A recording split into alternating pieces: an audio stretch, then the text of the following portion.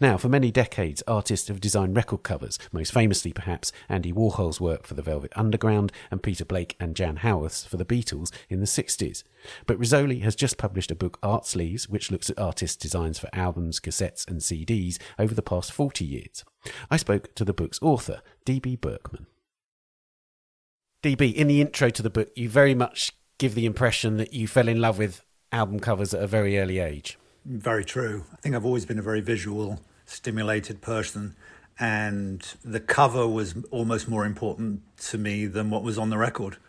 And it's interesting that you say that you bought several albums where the musical content actually wasn't much cop, just because they actually were really great visual statements.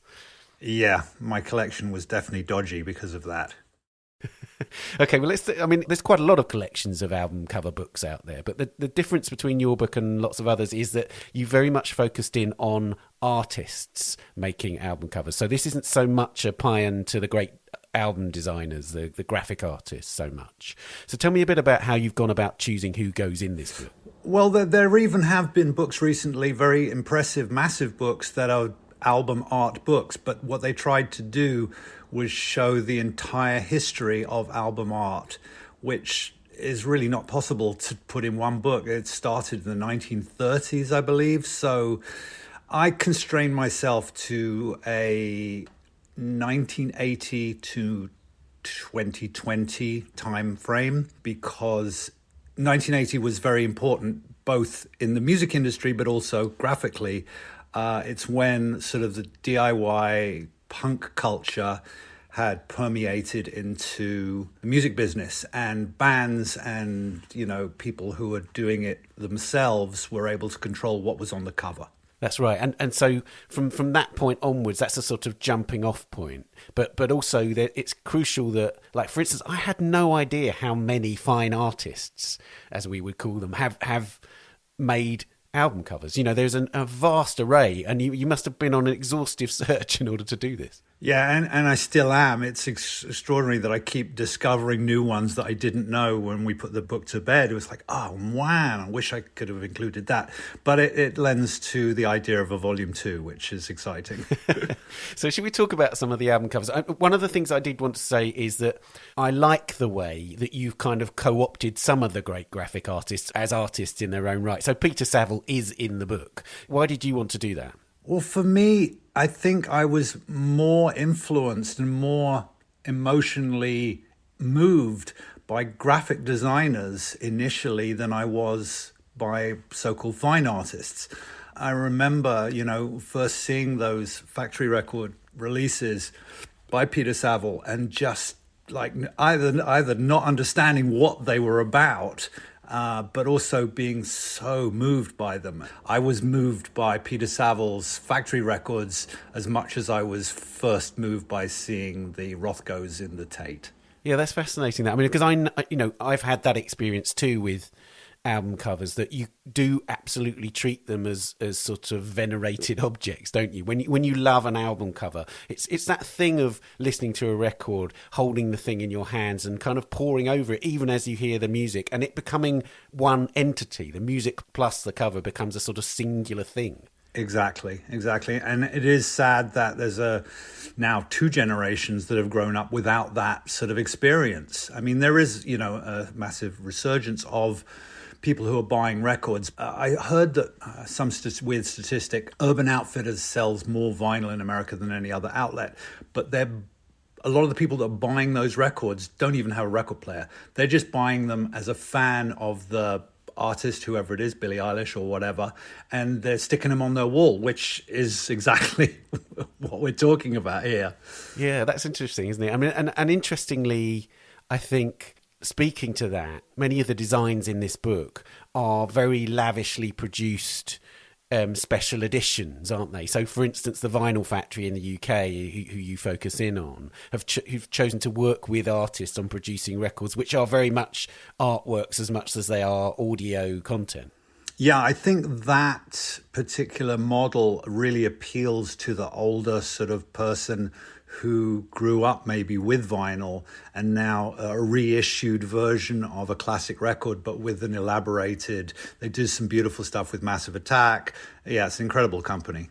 Yeah, and then you have people like Christian Markley actually making the production of vinyl and the production of the sleeves into an artwork. He had that extraordinary exhibition, I think it was in 2015 at White Cube, where there was a mobile production unit which was actually churning out records and the sleeves in the gallery. Yeah. And basically effectively making it a performative artwork, which was happening in the space. Totally incredible. I wish I'd seen that. Yeah, they were recording performances, something like 15 different performances over a couple of months, and they were live screen printing the sleeves as they were recording. Yeah, amazing production.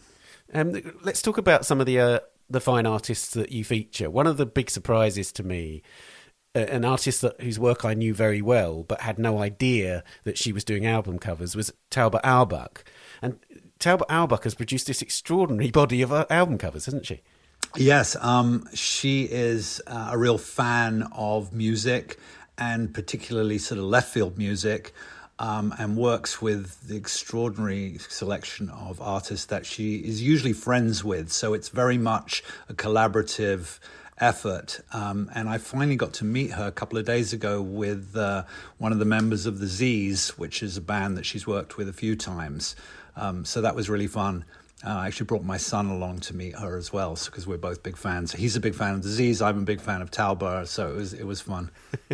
I mean, one of the things about Talbot's designs is that you realise how her artistic language is actually perfect for record covers. And that isn't necessarily always the case, but with her it very much is that she's got this kind of almost graphic intensity to the way she creates objects and paintings, and therefore that really translates beautifully to the record cover, doesn't it? Yeah, amazing. She's even creating her own fonts. I mean, she's like next level graphic designer for sure.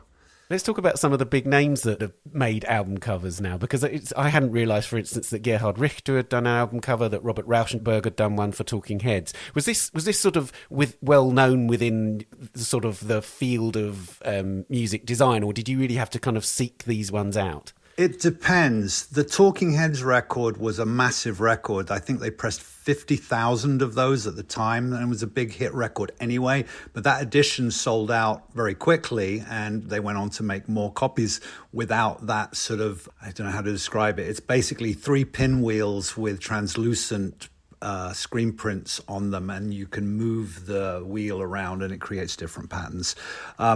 That one I definitely knew about. I didn't know how many sleeves Gerhard Richter had done, and we only showed one because I wanted to give it a lot of love on the page, so we blew it up big. But there's several. There's probably, if I remember right, there was 5 we were considering. So he's also another person. Most of them, if I remember right, are on classical records, but I'm not 100% sure. Yeah, I mean, one of the things that, again, comes through from the book is that there are some artists who have direct connections to the artists themselves. You mentioned Talbot being friends with those artists, and then you've got the Black Flag albums by Raymond Pettibon. So there are sort of, it's almost like the artists are part of that milieu, but others, it seems like it's a sort of mutual admiration society. It's less of a sort of direct connection. Did you have to sort of really look into the kind of culture around these productions, basically, and seek these connections? It was random. Some I knew about and some I didn't know how to, like I would discover a record and I'd have to go to the gallery that represented the artist, but also then track down the non-existing label that put out the record back in the 80s. So it was quite convoluted, but a fun, if not difficult process. It took 5 years of actual work, but I've been thinking about it and collecting ideas for about 10 years. I've got images of you sort of in your apartment surrounded by album covers left, right and centre. Is that an accurate picture? Yeah. I'm looking at this moment. DB is showing me a wall full of albums, basically. This is my man cave, my basement, which is part disco.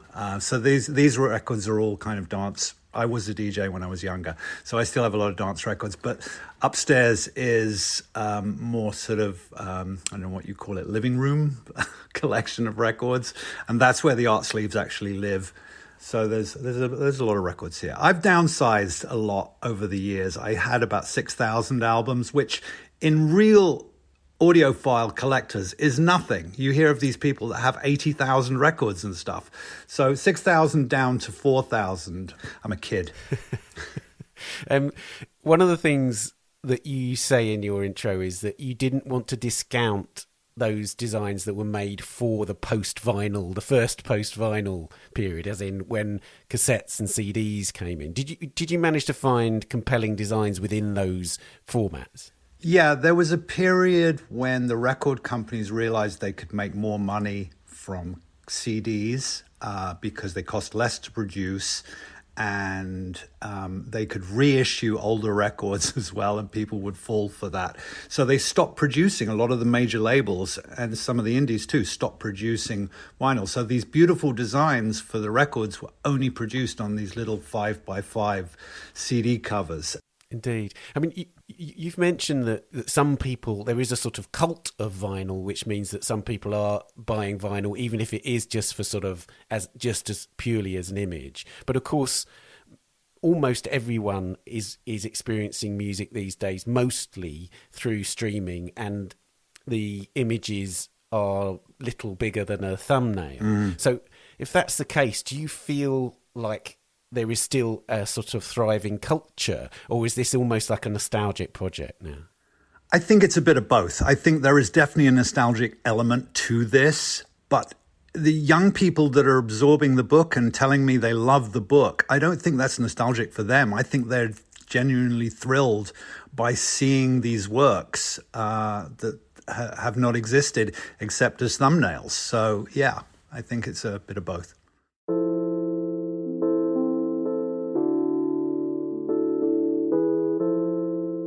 Well, DB, thank you so much for joining us and talking about it. Thank you so much for having me.